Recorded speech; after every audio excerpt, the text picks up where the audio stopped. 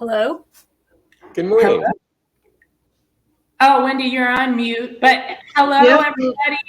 Welcome to Environmental Social Justice. There's Wendy. I'll let her do the rest. Thank you, guys. So I have continuous issues with StreamYard that my feed is 5 seconds behind everybody else. So while y'all were just hanging out, waiting for me to go have my mic turned back on, I'm still watching the video and I am hardwired, locked out of my microphone. I can't even turn myself back on. So I just have to sit and wait. So sorry about that, guys. Ann Davlin, welcome to the show. Thank you so much for joining us today. How are you doing? I'm wonderful. How are you, Wendy, besides the connection? I'm good. I'm good. It's just, you know, these live sessions get me a little worked up when I have connectivity issues. It drives me crazy. But welcome to the show. You are the chief strategist for Dynamhex. Hopefully I got that name right. It's a hard one. Go ahead. No, I'm listening. Okay, so now you and I have known each other for like 20 years. And you're one of the first people that I met that actually worked in climate change, sustainability, strategy. What got you into that field? I mean, you were before everybody else. Oh, you're kind. Well, first of all, thanks, Wendy. It's great to see you. We've, since the 20 years that we've known each other, always seemed to connect at pivotal times in my life. So last time was in 2009 when I was taking a new job and just over the year. So it's great to be reconnected and to meet your co-hosts. I am indeed the chief strategy officer for a company called Dynamhex for dynamic data. And the name is a bit of a tongue twister. The truth is I came to environment and energy quite by accident. I had worked on a bunch of political campaigns, and when I moved to DC, because I didn't know what to do in college, and so when I moved to DC and I didn't know what to do with my life, I was doing an informational interview with Senator Ted Kennedy's office, because that was from Massachusetts. And as I went through security in the Russell Senate office building, I ran into a woman who had interned for me on a political campaign in Illinois. And she recognized me and I didn't recognize her. And she said, "Annie Davlin, what are you doing here?" She was from Tennessee. And I said, "Oh, I'm looking for a job." And she said, "Well, my boss is hiring. Why don't you come stop by and see us after your informational interview?" Her boss was a guy named Senator Al Gore, and he was hiring someone to be an environmental legislative aide for a conference he was doing, the Interparliamentary Conference on the Global Environment. Oh. And so at that moment, I was hooked. The side story that I often tell is I had two job opportunities at that time. One was this to work for Senator Al Gore, and the other was to be the deputy political director of the Democratic Senatorial Campaign Committee. And at the time, the guru for anybody coming off of presidential campaigns was you had to meet with this guy, George Stephanopoulos, who was working for Representative Dick Gephardt, who at the time was the leader, the Democratic leader in the House. And George said, "I will not support you if you work for the DSCC. You can get those jobs anytime in your career. Al Gore is a rising star, and whether it's environment or whatever it is, you want to attach your life, whatever the right term is, I lost it, with him." And so I went to work for Al Gore, and, as they say, the rest is history. I was on the Senate staff. We had a successful conference, bipartisan. We brought in leaders from around the world and talked about how climate change was going to affect the world. And we looked at it in a whole bunch of different areas. We looked at it in terms of water. We looked at it in terms of migration. So it was just fabulous opportunity. And during my tenure with Al, we ended up winning the White House. He became, of course, the vice presidential nominee and then the VP. And I had the privilege of working for him both in the Senate and in the White House, and then did some other work in the White House, and then ended up in the Pentagon in the Office of Environmental Security. Oh my Lord, I did not know that part. Yeah. That's actually how Joe Boren from AIG Environmental found me. Oh, no way. Oh, okay. Yeah. So yeah, he was like the father of environmental insurance way back. Yes, back in the day. He would So love to hear me say that, by the way. So that's it. That's all you've done. I mean, like nothing major. That was before she was 20. John, exactly. Hey, come on, get it together. What's wrong? I know. Thank you, Joel. I appreciate that. Yeah. You've definitely been talking to my brothers. So there you go. Gotta give Joel credit for keeping it real. But so working, I mean, you work with is that Department of Energy? Was the Department of Environmental Security? So what it was is just briefly during the first Gulf War, when George Herbert Walker Bush was president, we had a challenge in that the combatants, nice mug, that the combatants would wait for evening and then they'd listen for the zzz of the diesel generators, and then they would attack. So the U.S. forces had set up, forward camps, and they needed generators to run everything, right? The air conditioning, because they were in the desert, all of the electronics, the communications, satellites, everything. Yeah. And so the previous Secretary of Defense during when President Bush's team was transitioning to the Clinton Secretary of Defense, a guy named Secretary Aspin, he created this Office of Environmental Security, and it came out of this whole notion that the first thing we have to do is replace the diesel generators or find a way not to use them as much. And so they started looking at efficiencies. How can we make our electronics more efficient? How can we, that one sort of easy example is the tents didn't have hard sides. They were like the tent that, they were canvas, but you could be blowing air conditioning, but it was going out the sides of the tent. Yeah. So they came up with a way to harden the sides so you could preserve the air conditioning. All these things, which meant they could use less. And then also there was they rolled out these solar panels so they could use them during the day, store up, energy into the electronics. The second part of that is there's Admiral Denny McGinn, who some of you all might have come across. He's been very vocal. He testified to Congress on this many times. And that was the beginning of the real look at environmental security, economic security, and national security, that whole, how the three come together. One thing he testified is they would roll out these huge, they were soft, if you will, solar panels. They would be large, almost like a bed, if you will. And one of them, it turns out, had been damaged. And they realized it was less efficient, but they hadn't realized it had been hit.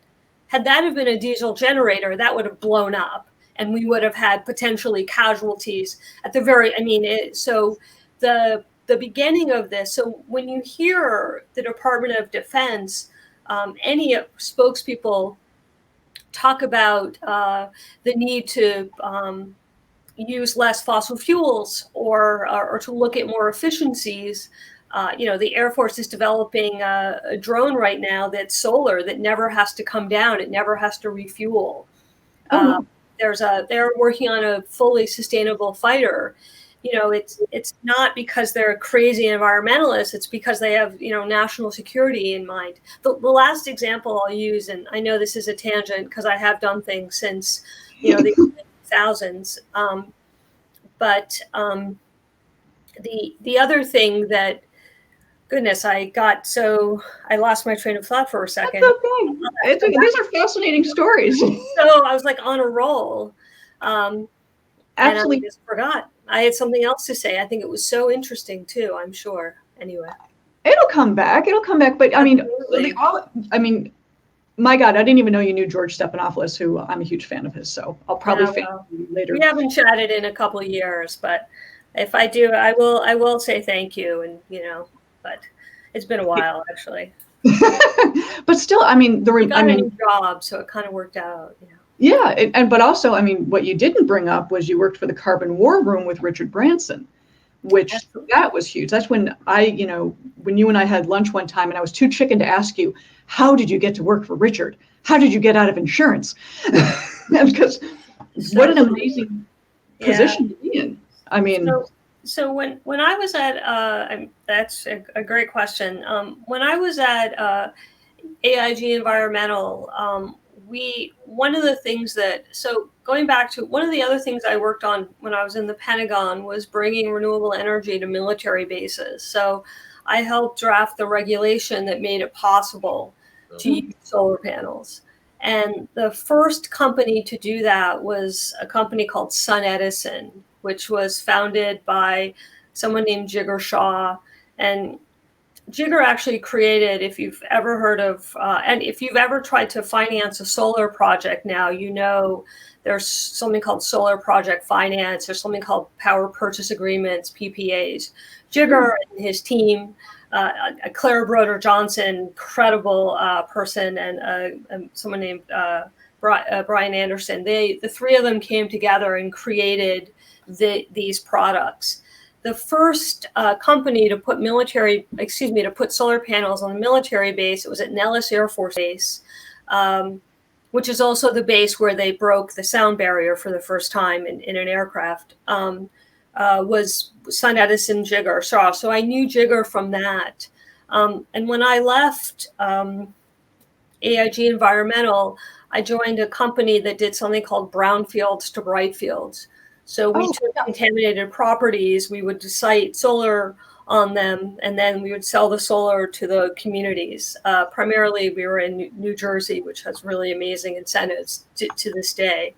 And we had one project that we couldn't get done. We couldn't figure out the numbers. And I reached out to Jigar, and he said, do these 4 things, sell the project, and then come work for me. So he recruited me. He was the first CEO of Carbon War Room.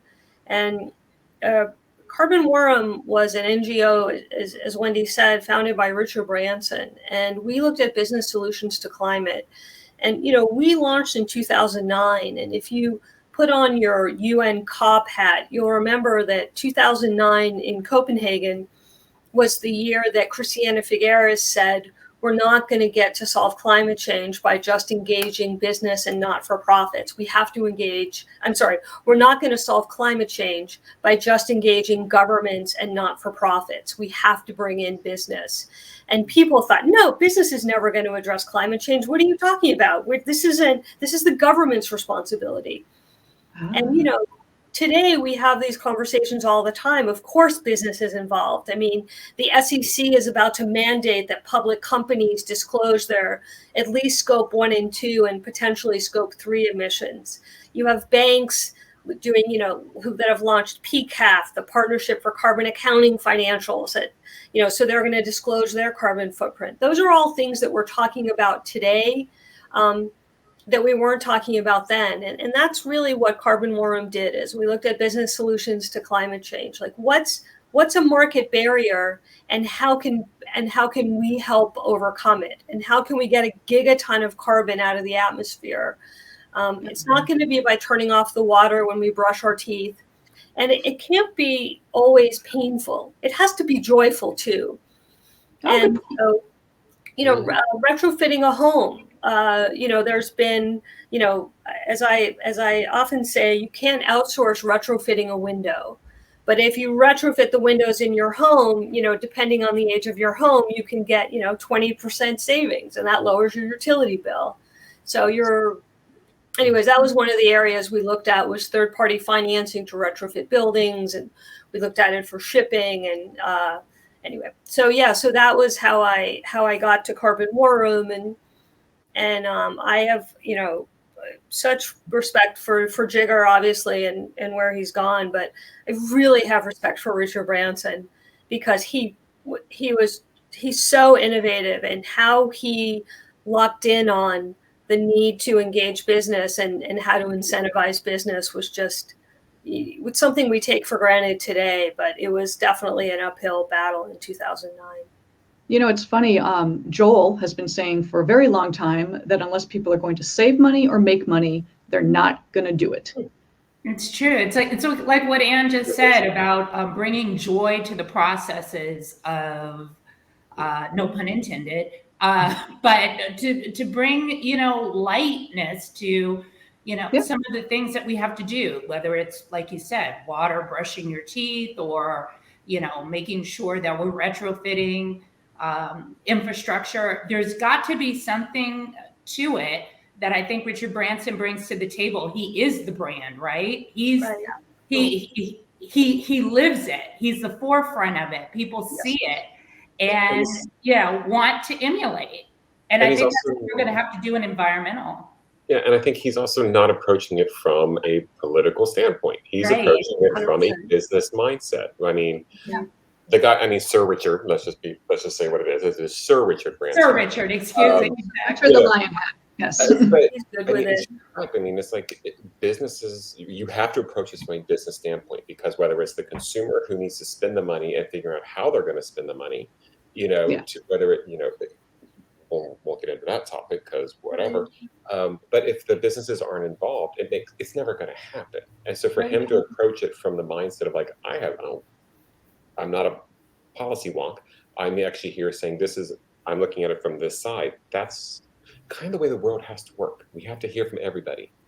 Yeah, absolutely. Which is what launched, when we talk about environmental and social governance, or ESG, and specifically with what Ann does is she actually works with socially responsible investing, SRI, which all these acronyms I hate, but people use them.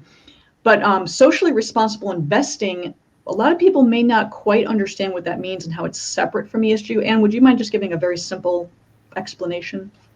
Yeah, so I think, ESG, right, environment, social governance, has a very kind of specific, companies or, not-for-profits. I mean, really governments, everyone sort of looks at it and they try to check the box. Are we being environmentally responsible? Are we being socially responsible? And, in governance, a lot of it has to do with diversity. I think there are, very broad terms, and I think it's very easy for people to, greenwash or whatever I'm supposed to. Oh, yeah, we're seeing that all the time. Right. I have my personal opinions on that I'll withhold. But on our next podcast. But socially responsible investing is really the bottom line. I mean, again, going back to what Joel was saying and how if you can make money or save money, you're going to do it. And that's really, so looking at an investment and kicking the tires, I think is critical. And, going back to Carbon War Room, I mean, that was our whole notion. We were a not-for-profit, but whenever we came up with a solution, the notion would be to spin it off. So one was, and I won't go into the specifics, but it was efficient ship finance. And that was a group that did third-party financing to retrofit ships. There were so many innovations in ships that every 5 years when they get dry docked, you can upgrade the propeller, upgrade the electrical, change weight bearing, and you can get up to a 20% savings. And so there's a business where you do third-party financing, you dry dock, you retrofit the ships, and then you get paid back through a combination of the savings and incentive from the boat owners. So that was a business that we spun off from Carbon War Room. And to me, that's a really specific SRI, socially responsible investment. Like you can look at it as pretty solid. I think there are others that are even, one of the guests you had was Michelle Edelman from Excite. And she's importing, as you all know, she's importing plant-based foods into Africa. So she's ahead of the market in that there's such a need for these products. And if we can kind of jump the queue, as I like to say it, and have people engage in plant-based foods that have the same taste and texture of I can't think of the word right now, non-plant-based foods, then you're actually lowering the carbon footprint. It's actually in many ways healthier. And so there's just, so much and Africa just has so much opportunity. Michelle also has something where she takes chicken and integrates it with something else. So you're lowering the carbon footprint there, but there's all kinds of ways to do socially responsible investing. For me, and the firm that I'm with, as Wendy mentioned, is Dynamhex, and we're a climate data firm. We have done a carbon footprint of North America, and we could pull it up by individual address, by every city, by every McDonald's franchise, by your favorite congressional district. And it isn't just that we can tell you the carbon footprint. We can then work with you to model ways to lower it. And to me, there is a lot of socially responsible investing that's happening there.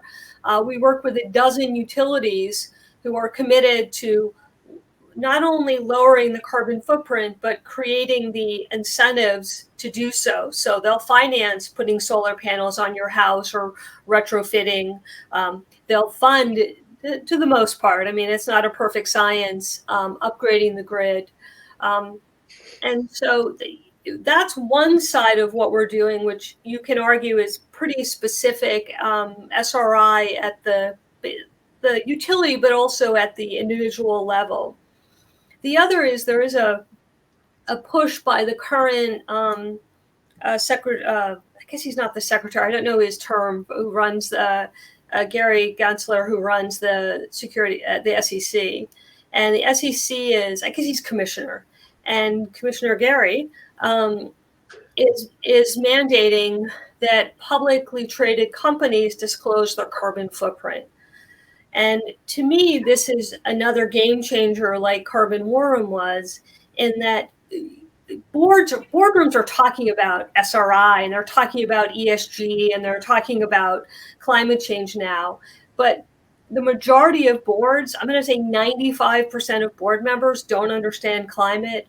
They don't understand the initiatives or the opportunities, but they do understand numbers.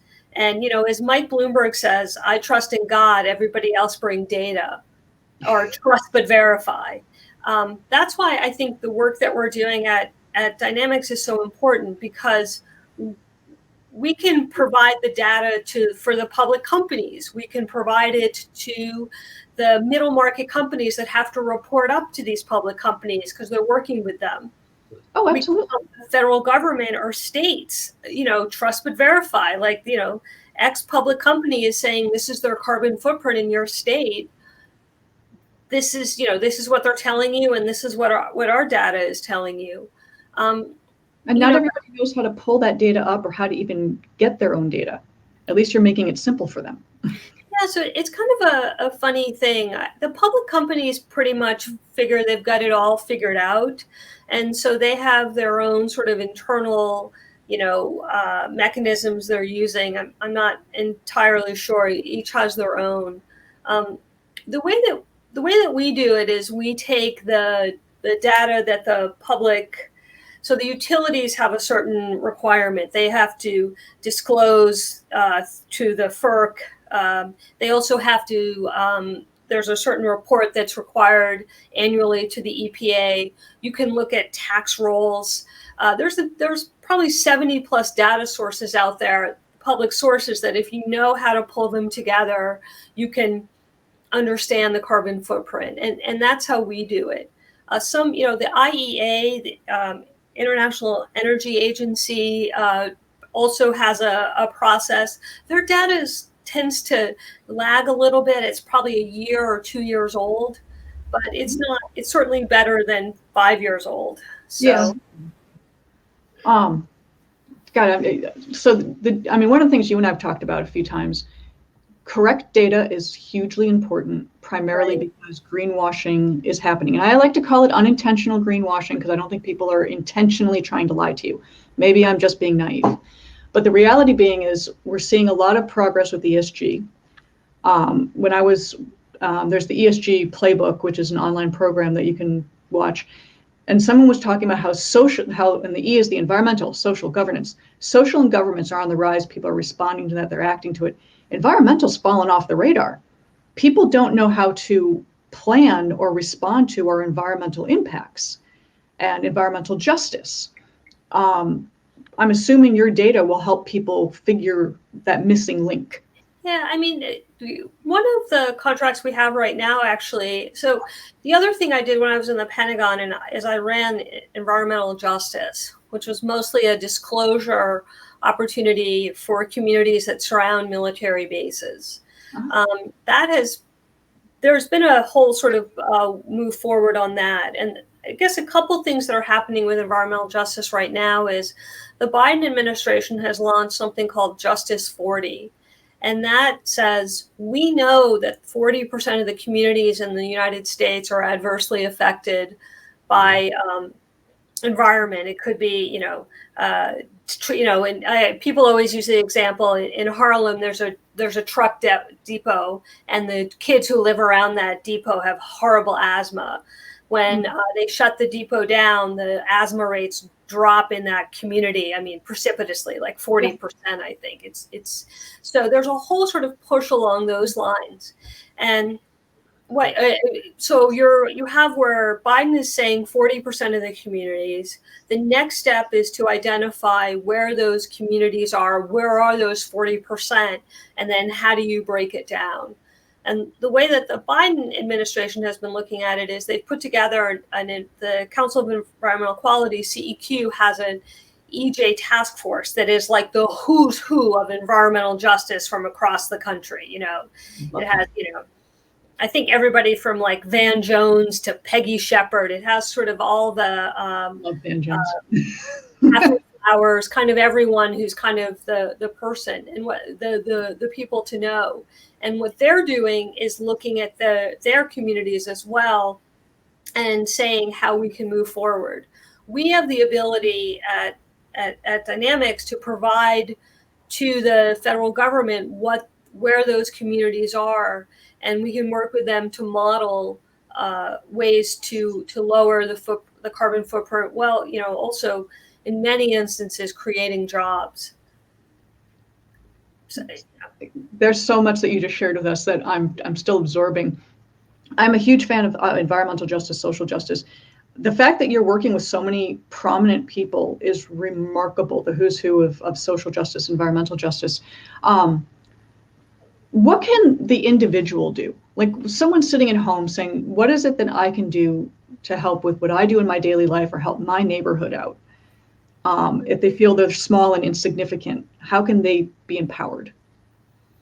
Right, it's a great question. So I think the first thing actually is to reach out to your utility and either find out what your own carbon footprint is, or and then sort of even taking it a step further, gathering your community together, the 10, 12 houses around you, and request the data from them.